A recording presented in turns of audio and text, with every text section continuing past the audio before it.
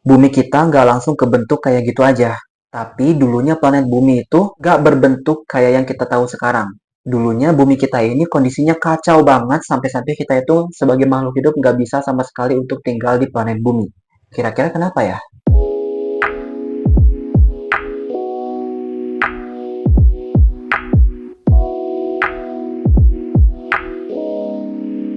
Hai, nama aku Rizky, aku peminat sejarah tapi aku bukan ahli sejarah. Setelah kita udah tahu sejarah terciptanya alam semesta di video sebelumnya, video yang ini, sekarang sesuai sama judul dan thumbnail, di video ini kita bakal sama-sama cari tahu sejarah perkembangan rumah kita semua yaitu planet bumi. Tapi sebelum masuk ke video, aku mau ngasih sedikit informasi tambahan dan fakta unik tentang penamaan bumi. Nama bumi dalam bahasa Indonesia berasal dari kata dalam bahasa Sanskerta yaitu bhumi, ada haknya di tengah, bhumi, yang artinya tanah. Sedangkan dalam bahasa Sanskertanya sendiri, bumi itu disebut dengan prithvi. Kemudian kata prithvi ini diseraplah ke dalam bahasa Indonesia menjadi kata pertiwi. Makanya pasti kita semua nggak asing sama kalimat bumi pertiwi. Buat ngebahas sejarah bumi, kita harus ngebagi-bagi peristiwa setiap perkembangannya dengan skala waktu geologi, yaitu metode atau apalah namanya, buat ngejelasin waktu dan hubungan antar peristiwa yang terjadi sepanjang sejarah bumi. Skala waktu geologi diantaranya ada yang pertama eon, yang kedua ada era, ketiga ada periode, keempat ada kala, dan yang terakhir yang kelima ada zaman. Eon kebagi jadi beberapa era, terus era kebagi jadi beberapa periode, periode kebagi jadi beberapa kala, terus kala kebagi jadi beberapa zaman. Agak belibet ya, makanya kamu harus perhatiin dari awal sampai akhir, oke? Jadi tanpa berlama-lama lagi, kita langsung masuk aja ke pembahasannya.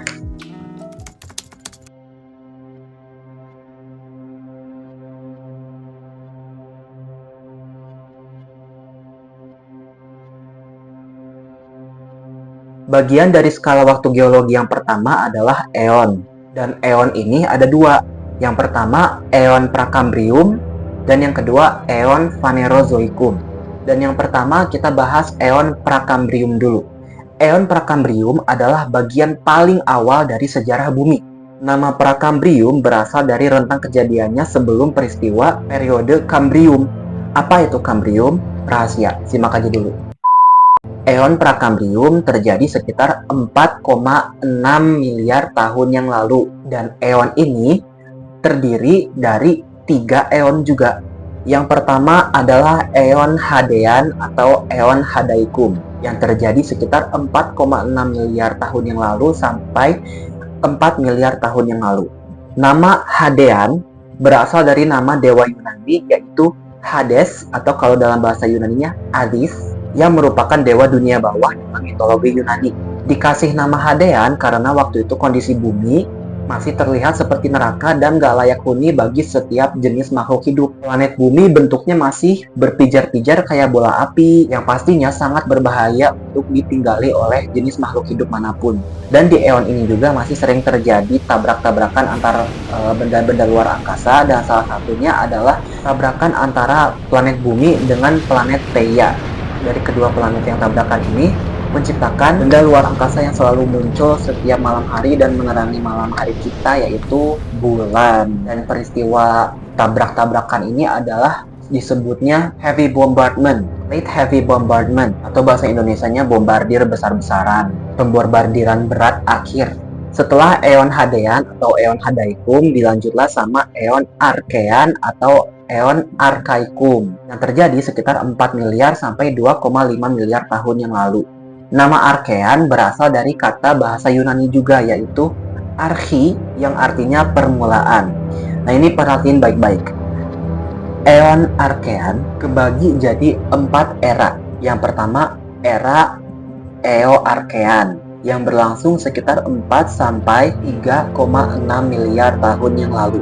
Planet bumi masih dalam proses pembentukannya dan masih sangat panas. Atmosfernya juga masih mengandung zat metana, amonia, dan karbon dioksida tanpa adanya oksigen. Pokoknya masih nggak layak huni lah buat makhluk hidup. Nah, kita semua tahu kalau kita manusia itu bernapas dengan apa? Dengan oksigen. Terus yang kedua, setelah era Eo-Archean ada era Paleoarchean yang terjadi sekitar 3,6 miliar sampai 3,2 miliar tahun yang lalu, di mana bumi mulai mengalami pendinginan tapi masih dalam keadaan yang panas. Di tahun-tahun tersebut, kerak benua pertama kalinya muncul dan terbentuklah superbenua tertua bernama Valbara. Muncul juga kehidupan pertama, yaitu bakteri yang menghasilkan oksigen bernama Cyanobactery. Kemudian pada era Mesoarchean, tepatnya 3,2 miliar sampai 2,8 miliar tahun yang lalu, muncul lagi superbenua tertua kedua setelah Valbara, yaitu superbenua Ur. Setelah era Mesoarchean, dilanjut sama era Neoarchean. Ini adalah era terakhir dalam pembagian Eon Archean. Era Neoarchean terjadi sekitar 2,8 miliar sampai 2,5 miliar tahun yang lalu. Dan di era Neoarchean ini muncullah lagi superbenua baru setelah superbenua Ur yang namanya superbenua Kenorland. Dan keadaan bumi akhirnya makin dingin dan semakin stabil. Eon Archean akhirnya berakhir dan masuklah kita ke eon yang ketiga, yaitu eon Proterozoikum yang terjadi sekitar 2,5 miliar tahun yang lalu sampai 541 juta tahun yang lalu. Nah, eon ini sempat aku singgung di video sebelumnya, di video sejarah penciptaan alam semesta menurut ilmiah dan agama. Tonton aja videonya. Video itu aku sempat singgung eon Proterozoikum di penafsiran surat Fusilat ayat 10. Langsung cek aja videonya. Oke, kita lanjut. Nama Proterozoikum itu berasal dari dua kata dalam bahasa Yunani, yaitu proteros yang artinya sebelumnya atau awal, dan zoi yang artinya kehidupan. Jadi kalau disatuin, proteros dan zoi itu kurang lebih artinya zaman kehidupan awal. Eon ini kebagi jadi 3 era, dan setiap eranya kebagi jadi beberapa periode. Jadi Proterozoikum ini kebagi jadi 3 era. Yang pertama era Paleoproterozoikum. Paleoproterozoikum ini kebagi jadi 4 periode, yaitu periode Siderium, periode Triasium, periode Orosirium, dan periode Staterium. Terus era yang kedua itu era Mesoproterozoikum, Mesoproterozoikum ini, era Mesoproterozoikum ini kebagi jadi 3 periode. Yang pertama periode Kalinium, yang kedua periode Ektasium, dan yang terakhir periode Stenium. Terus era yang terakhir adalah era Neoproterozoikum. Neoproterozoikum ini kebagi jadi 3 periode. Yang pertama periode Tonium, yang kedua periode Cryogenium, dan yang terakhir ketiga periode Ediacara. Tapi di sini untuk mempermudah kita memahami isi bahasan, aku nggak bakal ngebahas satu-satu sesuai periodenya, jadi kita langsungin aja. Setiap periode itu, di setiap periodenya dijadiin satu dalam satu era, oke? Ngertilah maksudnya gimana ya? Yang pertama kita bahas tentang era Paleoproterozoikum. Paleoproterozoikum ini terjadi sekitar 2,5 miliar sampai 1,6 miliar tahun yang lalu. Di era ini, bumi masih dalam proses pembentukan dan pendinginan dari tahap awal sebagai planet. Atmosfer juga ngalamin perubahan yang signifikan dan menghasilkan gas-gas atmosferik awal kayak karbon dioksida, metana, dan nitrogen. Proses pembentukan dan penggabungan benua-benua awal, perubahan iklim dan lingkungan termasuk perubahan suhu juga mulai terjadi di era ini. Kehidupan makhluk hidup bersel satu seperti Cyanobactery mulai berfotosintesis dan menghasilkan oksigen yang berpengaruh bagi lingkungan bumi. Aktivitas fotosintesis dari Cyanobactery ini juga terus ningkatin kadar oksigen di atmosfer bumi, dan terjadilah peristiwa yang namanya Great Oxidation Event, atau dalam bahasa Indonesianya peristiwa oksidasi besar, yang bikin makhluk hidup aerobik, yaitu organisme yang membutuhkan oksigen, itu berkembang jadi semakin kompleks. Di era ini juga terjadi pembentukan benua superbenua yang lebih besar, namanya superbenua Nuna, atau lebih dikenal juga sebagai superbenua Columbia. Setelah era Paleoproterozoikum adalah era Mesoproterozoikum. Di era ini diperkirakan lautan itu kayak akan belerang, sehingga lautnya berwarna kuning.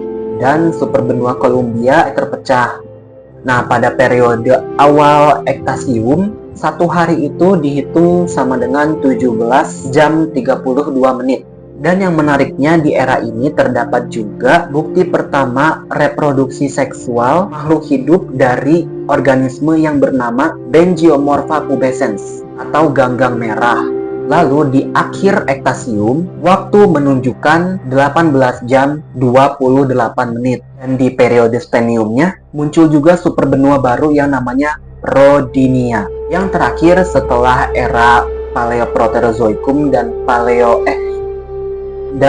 era Mesoproterozoikum adalah era Neoproterozoikum. Era ini ditandai dengan adanya peristiwa glasiasi besar yang nutupin sebagian besar permukaan bumi dan nyebabin kondisi lingkungan jadi ekstrim banget dengan suhu yang rendah dan lapisan es yang luas.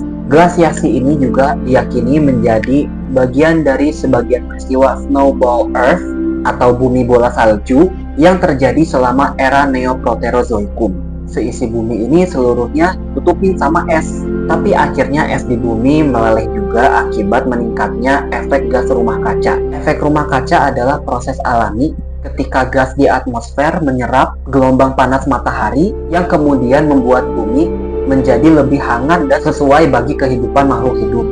Analoginya nih, misalnya kita lagi di dalam mobil parkir di bawah terik matahari. Pas si sinar mataharinya masuk lewat kaca mobil, panasnya ditahan di dalam mobil itu, ditahan sama si kaca mobil.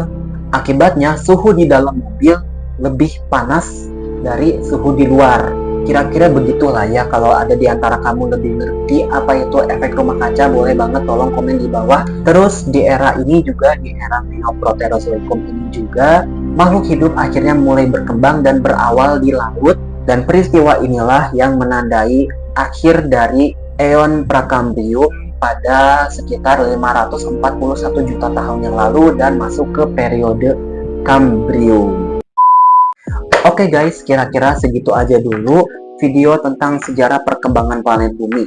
Mungkin di antara kamu bakal bertanya-tanya, loh kenapa si Eon Phanerozoikumnya nggak dibahas? Karena kalau dibahas semuanya, Eon Prakambrium sama Eon Phanerozoikum jadi dalam satu video itu bakal jadi video yang panjang banget. Makanya video pembahasan tentang Eon Phanerozoikum insya Allah bakal aku bahas di part selanjutnya. Jadi ini part 1, Eon Phanerozoikum bakal dibahas di part 2. Karena Eon Phanerozoikum ini bakal lebih panjang lagi daripada Eon Prakambrium ini. Oke, jadi segitu aja dari aku yang bisa aku sampaikan. Disclaimer, semua yang aku sampaikan di video ini adalah apa yang aku dapetin dari beberapa sumber. Jadi kalau ada yang kurang, ada kesalahan, ada yang pengen ditambahin, ada yang pengen dikoreksi, boleh banget di komen di bawah. Tentunya dengan cara yang sopan. Kalau ada yang mau berdiskusi juga boleh banget komen di bawah. Dan kalau kamu suka video ini, jangan lupa like, komen, subscribe, dan juga share ke teman-teman kamu supaya kita bisa sama-sama menambah wawasan kita tentang sejarah dunia. Oke, paham? Paham! Segitu aja dulu dari aku. Akhir kata, see you later and bye-bye.